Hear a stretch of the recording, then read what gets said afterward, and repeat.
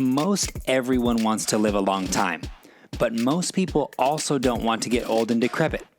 So how do we have both? Well, in this episode of Stark Naked Radio, Dr. Stephen Gundry shares with Amir and me some of the things to consider if you want to continue to thrive even as you get old.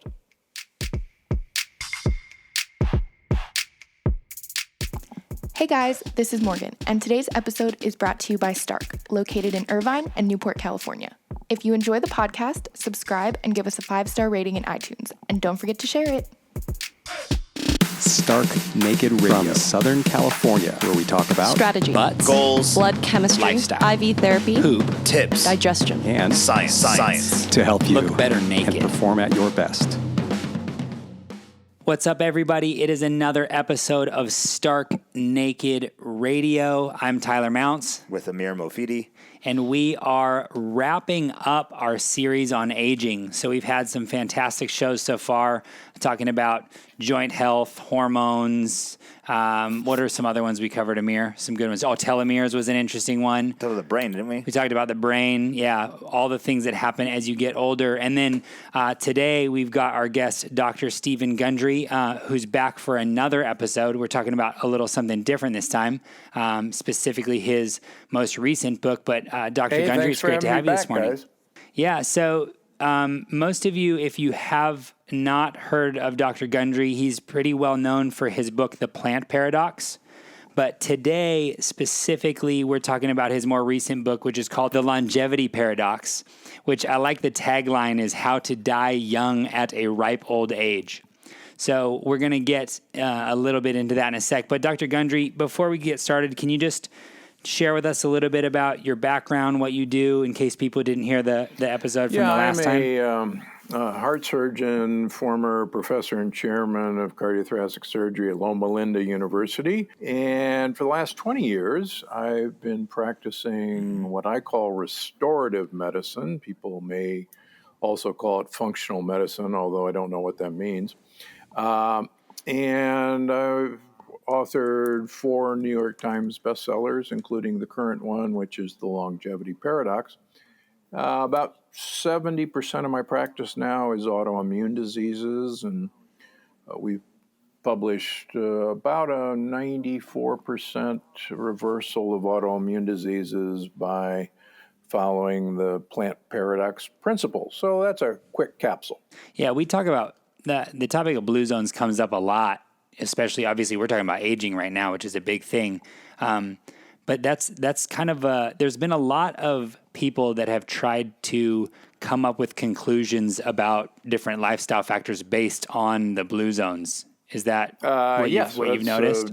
Definitely a large part of the longevity paradox is kind of debunking some of the myths of the blue zone. Oh, that's awesome. Okay, so I'm stoked to get into that. We're talking about longevity, we're talking about aging, but there is an interesting kind of concept between, thriving and surviving. Correct. When it comes to aging, because there's lots of people that have lived many, many years, but quality of life has been negatively impacted for a large number of them.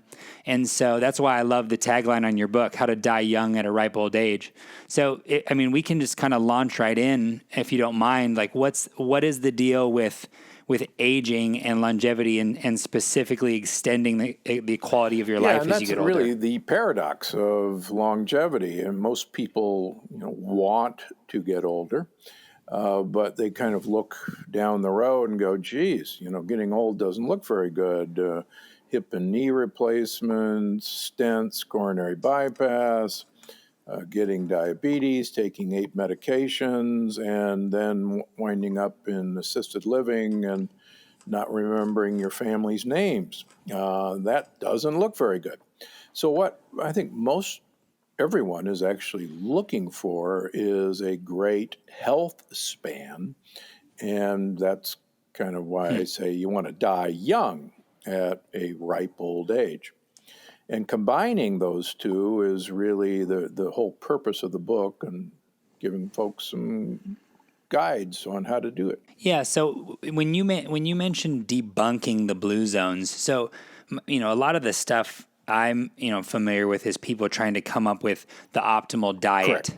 Correct. They're assuming that, well, whatever all these people in the blue zones are eating, that's what we all should eat too, because, and so far what they've realized is there's not a lot of commonalities between the different areas or the different dietary like the normal diets of these people. So what's the debunking of the blue zone that's thing all about? exactly right. When Dan Buttner wrote, the blue zones, he, to this day, actually still makes the claim that the blue zones are all united by the fact that they all consume whole grains and beans. And the more whole grains and beans you eat, that will duplicate the diet of the blue zones. And actually, nothing could be further from the truth. For instance, When you say nothing's further from the truth, meaning not all the blue zones That's are correct. eating whole grains and beans, or eating whole grains and beans aren't going to make your life longer. I guess both, maybe, right? For instance, the Okinawans, the only actual description of the Okinawan diet was done in 1949 by the U.S. military. And this was published, I reference it, but the Okinawans eat about 85% of their diet, the old Okinawans did, with a blue or purple sweet potato. And about 6% of their diet is white rice, not brown rice. And about another 6% or so of their diet is miso and natto, not tofu, and not soybeans, not edamame. So again, and the fat that they use, not much of it, is actually pork lard, and they eat a small amount of pork. So just looking at the Okinawans, you certainly would not include them in a blue zone that gets their calories from whole grains and beans, because they don't. Similarly, the Adventists, where I was most of my career spent in Loma Linda, the Adventist diet, most of them are vegans and vegetarians, but the main vegetable protein that the Adventists use is called TVP, texturized vegetable protein, and it's made from heat and pressure expressed defatted soy. And as I've talked about in all my books, you have to detoxify beans by pressure cooking because of the lectins in them. And I always found it fascinating that the Adventists knew kind of from day one that they had, if they were going to eat soy, they had to pressure cook it with heat to detoxify the lectins. Also, the Adventists have a 60 to 70% fat diet, even the vegans. So the idea that a low-fat diet is a unifying factor, like some of the no-fat vegan proponents, is not true either. There are 3 other blue zones, a couple of which were not known about by Dan Buttner when he wrote the book. Acciaroli, Italy, south of Naples, where they have the highest percentage of people over 100 of anywhere in the world. 30% of the population of that town is over 100 years of age. And yet, 30% of the people in that town are over 100? Over 100. Oh my gosh. And so Crete and Sardinia, all these groups use a liter of olive oil per week. To give your listeners an idea of how much that is, that's about 10 to 12 tablespoons of olive oil every week. So that certainly isn't a low-fat diet. The Acciarolis have no pasta, no bread, they eat no grains. They do eat lentils, but their lentils they soak for days, changing the water before they cook them, and they cook them for a very long time. Their protein is anchovies, of all things, and they they chew rosemary all day long, and they cook their rosemary in their lentils. And it turns out rosemary may be one of the really secrets to keeping your brain great. So the long story short is the only unifying factor of all the blue zones is that they all eat very little animal protein. They all do eat animal protein, except for the vegans at Loma Linda, but animal protein is only a small part of all of their diets. And I propose in the longevity paradox that the unifying factor of the blue zones is little animal protein. Are there any lifestyle unifying factors? They all live in hilly communities. And I talk about that extensively in the longevity paradox. These folks all live in hilly communities. In fact, Loma Linda is a beautiful hill in Spanish. And in fact, Loma Linda is on a hill.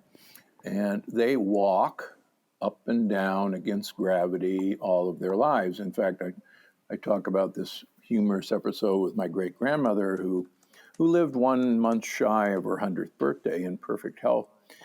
She had a 3-story home in Omaha, Nebraska, and her bedroom was on the 3rd floor of that home. And my sister and I, when we would visit her, and we visited her often, we just thought it was so hilariously stupid for our great-grandmother to not move her bedroom down to the 1st floor as she got older. And looking back, my great-grandmother was obviously extremely wise because she lived in a hill on her house. And so several times a day, she'd walk up to her 3rd-story bedroom and back down. Up and down the stairs. And she didn't have a stair lifter, Yeah. So going back to this idea of little animal protein?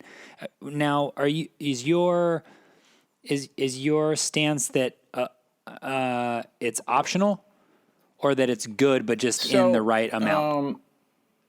I think there's 2 arguments to be made. First of all, Dr. Gary Frazier, who was my colleague at Loma Linda, his career has been following the Adventist health and longevity and published multiple papers. He's found that the vegan Adventists are the longest lived of the very long-lived Adventists, followed by the vegetarians who eat eggs but not milk products, followed by the lacto-ovo vegetarians. Bringing up the rear are the Adventists who technically cheat by eating fish or chicken. He's recently published a paper that any addition of animal protein increases the risk of coronary artery disease in that patient population. So it's hard to argue with him. On the other hand, the Achiroles eat small fish. There's another group called the Catawans in Papua New Guinea who smoke like fiends. They live into their mid-90s with no medical care. They've never had a documented episode of coronary artery disease or stroke or cancer. And they eat small fish as well, as do the islanders in Crete. Interestingly, in Sardinia, the longest living people in Sardinia live at the top of the mountainous region, not by the sea. And their primary animal protein is goat, but they don't eat much. So what's the percentage of total caloric intake averaged across all the It's people actually from normal. the blue zones? Yeah, that was actually one roughly? of the big surprises to me that I talk about in the plant paradox and to a bit in the longevity paradox. A long time ago, I was one of the vocal low carbers, and I was giving a lecture to the Metagenics Corporation at that time, headed by Jeff Bland, who was in many ways the father of functional medicine. He actually coined the term.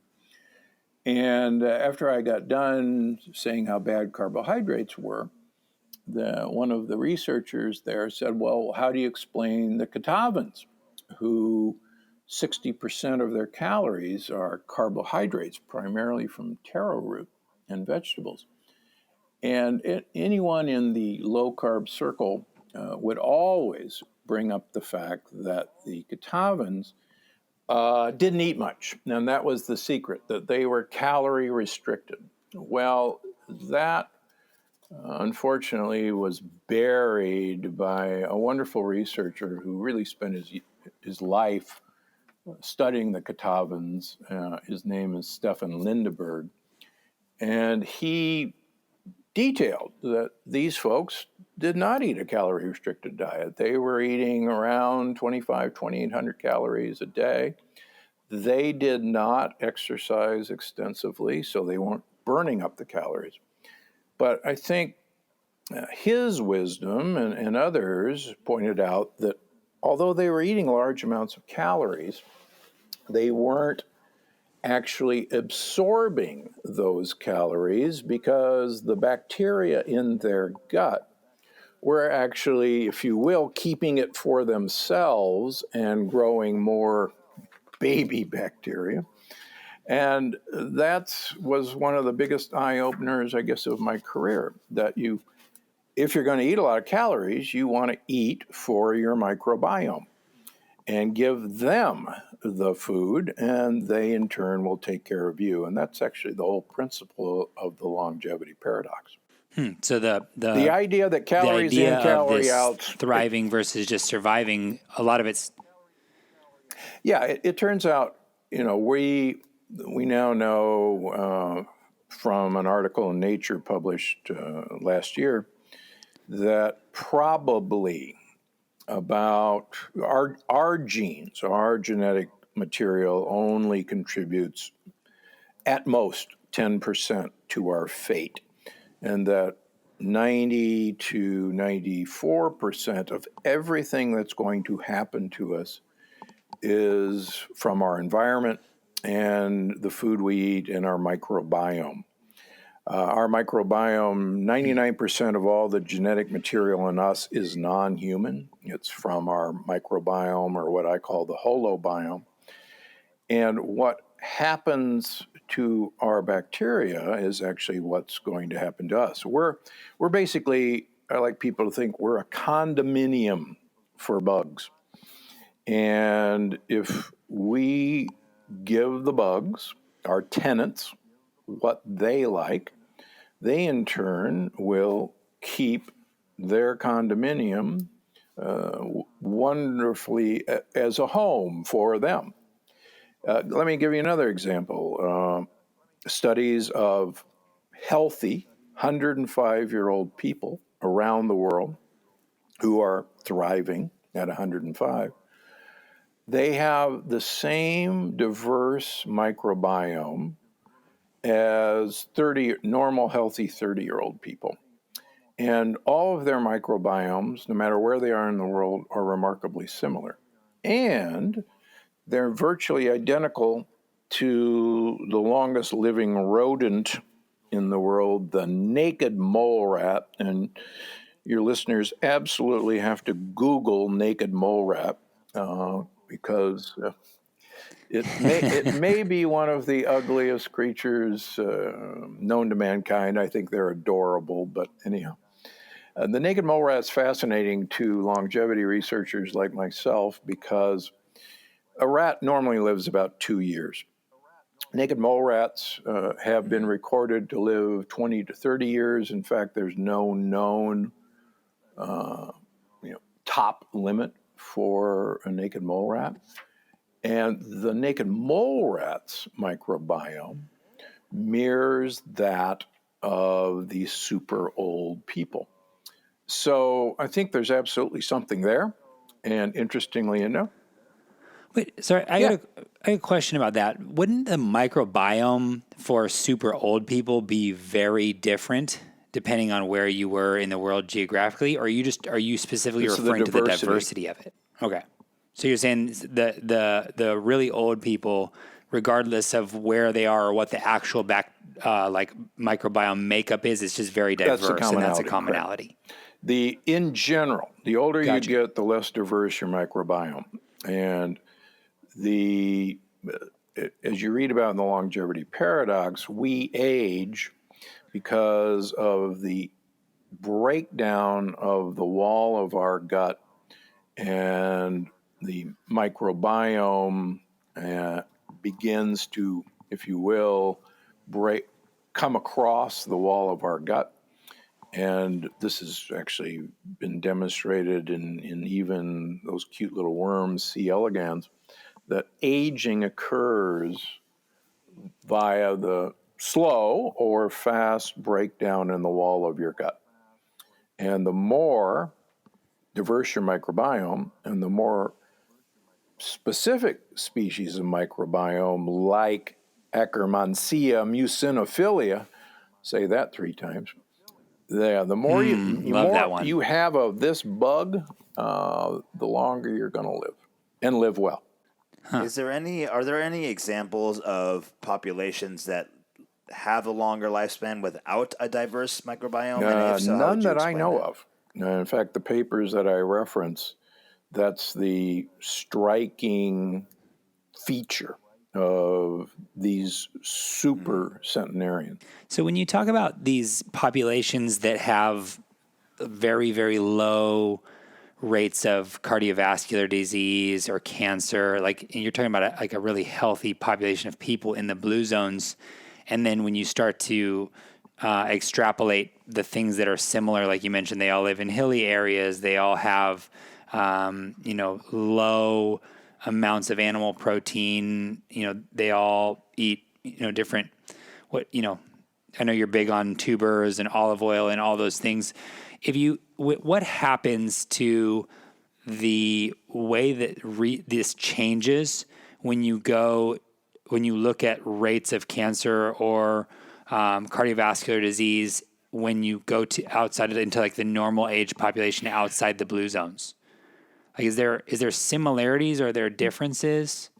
When it comes to the things that they're like people with low rates of cancer are doing that ties into the blue zones? So for instance, there have been some very nice work looking at the last existing hunter-gatherers like the Hansa, and comparing their microbiome on a seasonal basis to the microbiomes of Westerners. And one of the striking things, and one of the arguments I make in the longevity paradox, is that these hunter-gatherers, their microbiome is very diverse, number one. Number two, their microbiome changes with the seasons as they're exposed to, for instance, fruit only ripens once a year, unless it's hybridized. And they only acquire fruit once a year, and their microbiome changes dramatically during that time. And then during the wet season, they actually are eating more animal protein, and their microbiome changes dramatically. And Westerners, their microbiome, unfortunately, really never changes. It just stays static. And I think we have to, learn that we probably should be cycling our microbiome. I think the other thing that bothers me, and particularly when I talk with my carnivore colleagues, is there is an association between red meat consumption and cancer. And I talk about this in the plant paradox and in the longevity paradox. And it's not because it's evil. It's because of a sugar molecule called Nu-5GC. And if you want to remember that, just remember who knew. This sugar molecule, cancer cells use this sugar molecule to cloak themselves from our immune system. This sugar molecule is present in beef, lamb, and pork. It's not present in chicken, it's not present in fish, and it's not present in us. Also, we have, like those other animals, a very similar sugar molecule called Nu5AC, not GC, AC. And we make an autoimmune attack on our blood vessels when we consume this other sugar molecule, which I think partially, maybe wholly explains the increased incidence of coronary artery disease in meat eaters rather than fish eaters, for instance. So it's not just that, okay, I eat grass-fed, grass-finished beef or eat wild game. They also carry the wrong sugar molecule. So how does one Westerner cultivate a diverse microbiome, aside from going to the store and buying a That's probiotic? a horrible way to do it because, unfortunately, most of the probiotics that you buy are not permanent residents of our gut. They basically, after you swallow them, if they make it into your gut, and about 95, 99% of them are killed by stomach acid, but if they make it into your gut or you take spore-forming probiotics, then they basically kind of are on vacation for a couple weeks and then they leave. So they're not part of your permanent flora. There is evidence that the good microbiome is present in us in small amounts. They live in the crypts of the microvilli, and we could spend an hour just talking about that. But if you give them what they like to eat, or if you practice fasting, you will actually increase the population of Akkermansia muciniphila. If you eat a lot of inulin-containing compounds, and the most evident of those are things like radicchio, Belgian endive, chicory, Jerusalem artichoke, Akkermansia loves inulin, so you can actually propagate them. That's how you do it in the West. For instance, one of the most popular salads in Italy is tricolore salad, which is radicchio, Belgian endive, and arugula. So you got 2 chicories and a brassica, a cruciferous vegetable. And then you pour olive oil all over it and put some balsamic vinegar, and, boy, you're done.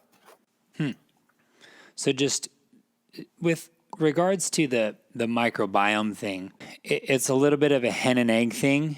So is it strictly as straightforward as what you put into your digestive system will affect your microbiome, which will affect your health span? It is the latter.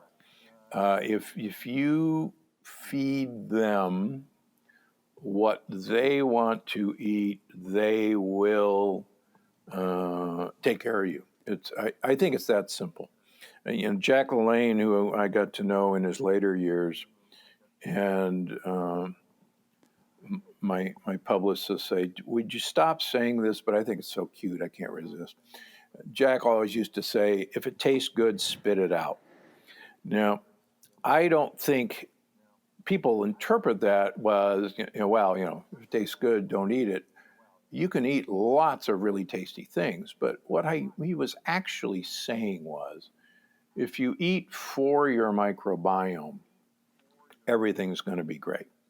And Jack LaLanne ate for his microbiome. I mean, he was really the original health guru of our time. So, a lot of the things from obviously it sounds like you've not deviated from a lot of the principles that you given the plant paradox. You're just creating the applications to life or health span and longevity, right? I mean, it's things like eating lots of tubers, lots of olive oil, avoiding lectins.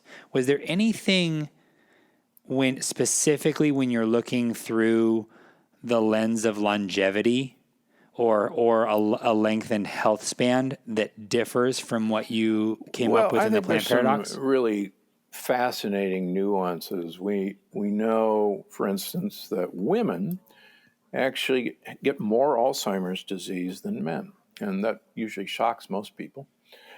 So women are more susceptible to Alzheimer's, and a beautiful study in women shows that women who exercise routinely for most of their lives have a 90% reduction in the incidence of Alzheimer's than women who don't routinely exercise. And if they carry the Alzheimer's gene and they do develop Alzheimer's, the Alzheimer's develops 11 years later than in women who don't exercise. So, I mean, imagine if we had a pill that had a 90% reduction in Alzheimer's, that would be the biggest money-making pill of all time, since there is no cure for Alzheimer's. And yet, all you got to do is I write people a prescription for a dog. Get yourself a dog, walk the dog twice a day, and weed your garden, or do yoga, do spin, do Pilates, do Zumba. And again, it goes back. Look at these, blue zones. They're all in hills, and they're all walking hills all their lives. So, I mean, what a prescription. I have a question about conflicting goods. So if an individual is in athletics and their livelihood, their identity is wrapped up in athletics, and you would imagine the diet that would come with things like being a football player, lots of protein and calories overall, and probably not the best way to address their gut health and so on. Would you if you're working with this person, would you say, well, once the career is over, shifting the targets of the goals and kind of shifting to a different eating pattern and lifestyle, or are they just kind of doomed because of how they are living the majority of their lifespan? Well, that's kind of almost a two-pronged question. There are very, very, very few super old former athletes, professional athletes, that the exception makes the rule. Right. I counsel a number of professional athletes, and I always point out to them that a gorilla and a horse have far more muscle mass than they will ever attain. And a gorilla and a horse eat plants, and there is no evidence that you cannot build muscle mass by eating plants. In fact, the evidence is that the largest animals on Earth are plant eaters, not carnivores. So, and there's, beautiful examples of triathletes who eat plants and are vegans. So I think that if you want to live a long time, one of the things you want to do is moderate your protein consumption. Now, And you mean protein, specifically animal protein, animal or just protein in general? Plant protein, plants lack certain amino acids that stimulate the ultimate aging receptor called mTOR or TOR, the target of rapamycin. And animal protein contains a number of the amino acids that stimulate mTOR, and plant proteins don't have those amino acids in abundance. And I think that is one of the better arguments. And in fact, like I've referenced in the past, St. Louis University has looked at the Calorie Restriction Society, who eat about 25 to 30% less calories than normal, and then asked them to change to a vegan calorie restriction. And in fact, their The only way we can measure the activation of mTOR is insulin-like growth factor 1, IGF-1. And so their IGF-1s dropped dramatically when they changed over to a vegan calorie restriction. And in the longevity paradox, I propose that you can have your cake and eat it too if you want to eat a lot of animal protein. And that is Dr. Walter Longo's work from USC has shown conclusively that a 5-day fasting mimicking diet, a vegan 900 calorie, 800 calorie diet, 5 days in a row, once a month, mimics if you were calorie restricted for the entire month. You stimulate stem cell production, you improve your immune system. And so I have, in the longevity paradox, and Dr. Longo gave me a nice blurb on my book, and he and I have become friends. 5 days a month, just eat a vegan diet, and the rest of the time you can have a good time. So that's a good deal. I think we were talking with Jeff Grimm, who's a nurse practitioner out of Portland that does a lot of stuff with anti-aging. And, we were talking about telomeres with lengthening and shortening. And he referenced the possible negative side effects from the amino acid leucine. Yeah. Do you, anything you've come across with that? Is that related to this stuff with mTOR? That's exactly. Yeah, so methionine, leucine, and isoleucine are the main stimulating amino acids of mTOR. And so you want to restrict those.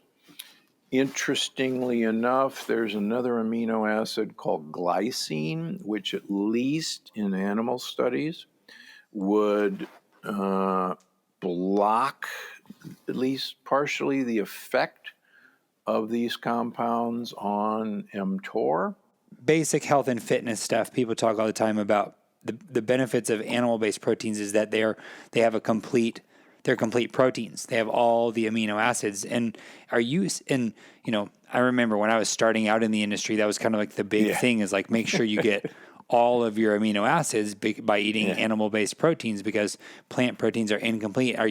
But you're saying specifically some of the amino acids that you're missing by having incomplete proteins is what's helping you in the long term. Yeah, and remember, do you really think our ancestors did protein combining at every meal so that they could have all their essential amino acids? I mean, this is just absolute nonsense.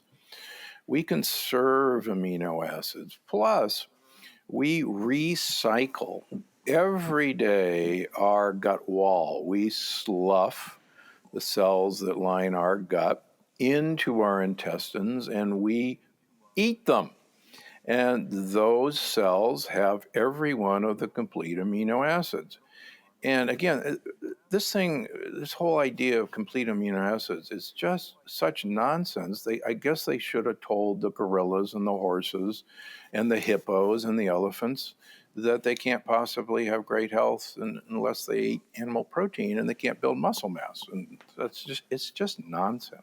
So how much percentage of total caloric intake from animal proteins for yourself? No, I'm not. You're not vegan, are you? I'm a veg aquarian. So in general, during the week, my wife and I essentially eat mixing bowls full of salad.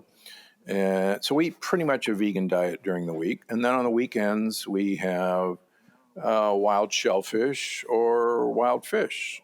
For instance, Saturday night, I had, 20 or 30 steamed clams with olive oil poured all over them and an artichoke.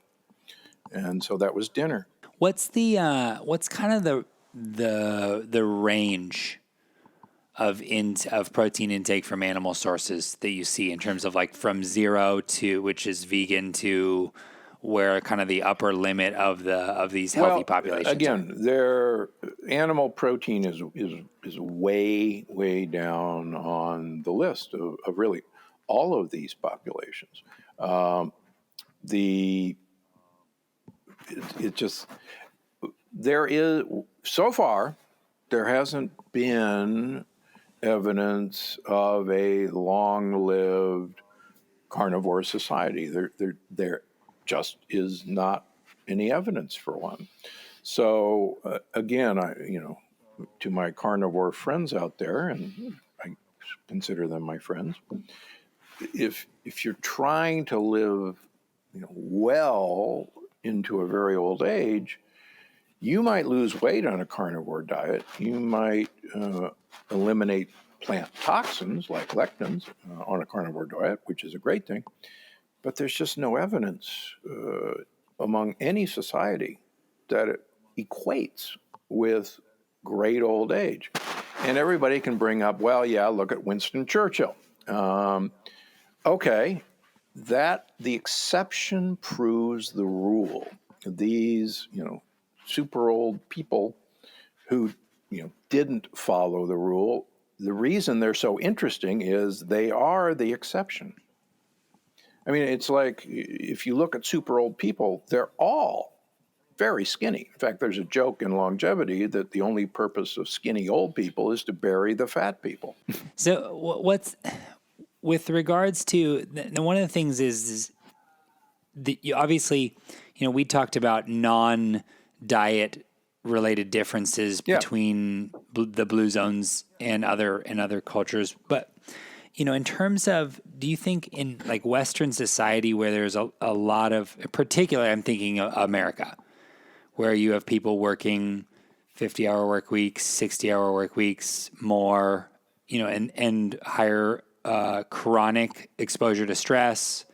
Do you think that application of something like what the Okinawans do to something, a society with a much different lifestyle is pretty straightforward, or are there exceptions that need to be made? Like, are there other nutrient demands that would need to be factored for, or is it just kind of as simple as like using the gut biome as a litmus test for what you're doing? Well, I mean, there's obviously other factors that I talk about in the longevity paradox. Most of these long-lived communities have an incredible sense of community, and whether it's a religious community like Loma Linda, or whether it's a community based on listening to elders, whether it's a community that the social aspect of longevity is incredibly important.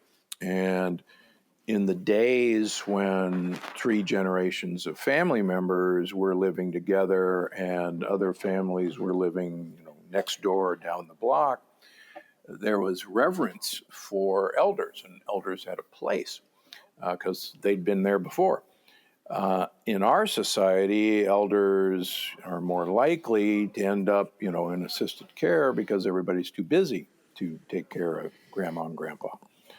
So I think that is a big factor of all of these blue zones, of this sense of community and a spiritual connection, whether it's religious or whether it's, relationship to the environment. But that also is one of the factors that drives longevity. Other important factors that we haven't touched on yet? Sleep is the final frontier. I mean, it's no good getting old if you don't remember it. And we're now realizing that the brain is capable of going through a wash cycle. And the brain normally, during a period of time called deep sleep, washes itself. It actually shrinks about 20%, and it squeezes out amyloid and tau proteins and toxins. And deep sleep normally occurs early in the sleep cycle, very, very shortly after you go to sleep. And I'm old enough to remember that in the summer after we ate lunch, my mother set a timer and we couldn't go swimming for an hour after lunch because we would develop cramps and die. And there was a bit of truth to the old wives' tale in that after we eat much of our blood flow goes to our intestines. Digestion is very expensive. And if you went swimming right after you ate, you potentially all the blood flow would be in your intestines and wouldn't go to your muscles, and in theory, you could get cramps. Well, we now know that if you eat too close to the time you go to bed, the same thing happens, that the blood flow is down in your gut, and it's not available to go up to your brain to wash your brain. So Dr. Dale Bredesen, who wrote The End of Alzheimer's, and I agree that you really should have a 3 to 4 hour window from the last meal of the day between that and going to bed. And 3 to 4 hours. Now, how do you do that? Well, I propose in the longevity paradox that once a week, that's all I ask, once a week, let's suppose your bedtime is 10 o'clock.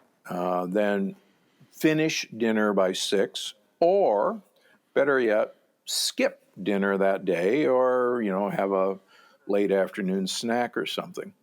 And that will allow your brain to wash itself rather dramatically. I'll give you a fun example. I track my sleep with actually 2 devices. One is the Oura Ring, which your listeners have probably heard of.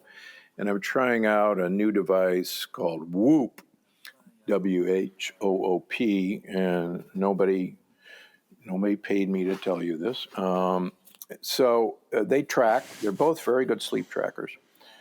And last week, I did a 96-hour fast, Monday through Thursday. And interestingly enough, during that fast, my deep sleep is usually about an hour. My deep sleep during that fast, most nights, was 2 to 2.5 hours of deep sleep. So if for no other reason to fast, and there are a lot of reasons to fast, although we should talk about that if we have time, is to get your brain cleaned out. But the tie into longevity is obviously that's with a lot of the things to do with sleep or health span, because of the way that affects brain health is getting the high quality sleep. You have who wants to get old and not remember things, not recognize your family members. There's lots of 90-year-olds in assisted living whose brains, aren't there anymore. And I think that's the longevity paradox. If that's what getting old is, then most people don't want a part of that.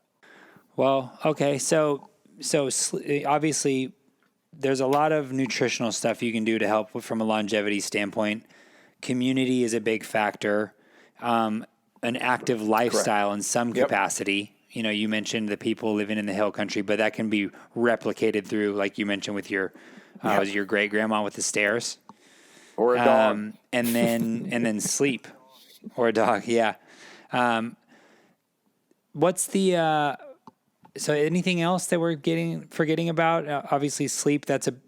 Sleep has not just longevity, but in terms of a lot of different aspects of your health. We talk about sleep constantly on this show, but are those kind of the main ones the other thing I think we have to realize is that we have just systematically destroyed our microbiome by not only the antibiotics that we take, but have been fed to our animals.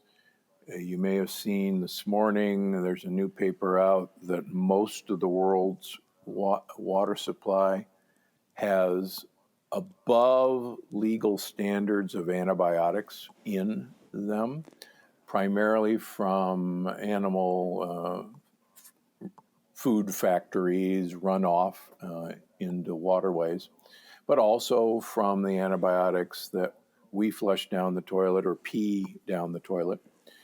And probably the biggest threat is the active ingredient in Roundup, glyphosate. You probably saw, I think 2 weeks ago, that all vegan, plant-based protein powders, organic have glyphosate in them, often at toxic levels. Glyphosate Is that specifically because of the rice protein, or is that all people of have them? to understand that glyphosate has been sprayed on almost all of our plants as a desiccant now. It doesn't have to be declared, so almost all of our wheat has been sprayed, almost all of our oats have been sprayed, almost all of our soybeans, canola has been sprayed, a lot of rice is being sprayed. This stuff is ubiquitous now. And people have to understand that Monsanto patented Roundup, glyphosate, as an antibiotic. They didn't patent it as an herbicide, as a weed killer. It was patented as an antibiotic, and they knew an antibiotic means kills bacteria, and they knew it. And now, we know, thanks to work at MIT, that glyphosate destroys our microbiome, and also, in and of itself, promotes leaky gut. So that's all the more reason to try your darndest to eat organic, the best you can. Most, sadly, California wines have glyphosate in them. It's scary times. And Europe was safe up until last year when the EU, thanks to Bayer, who now owns Monsanto, convinced the EU to allow Roundup in. So Roundup's now legal in Europe. Before we wrap up, Dr. Gundry, give us your top 3 biggest bang for your buck when it comes to, we won't say longevity, we'll say health span.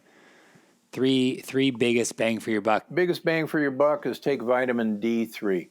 If you want to lengthen your telomeres, if you want to increase stem cells, vitamin D3 is the way to go. Bare minimum is 5,000 international units a day. Number 2, get yourself a high-quality fish oil. People who have the highest level of fish oil in their blood have the biggest brains and the biggest areas of memory compared to people who have the lowest levels, have the most shrunken brains and the smallest areas of memory. And last but not least, please practice intermittent fasting or time-restricted fasting, and try to back off on your animal protein. And if you're going to eat animals, eat fish, and even some of my vegetarians will eat clams and oysters and scallops because they don't have eyes and a face. And you're still pretty bullish on the pressure cookers, right?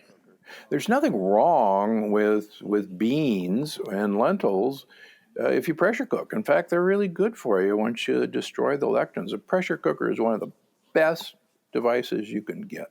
Awesome. Dr. Gundry, thanks again so much for sharing all of the wisdom and insight you've gathered over the years and making it available to us. Anyone listening, drgundry.com, drgundry.com.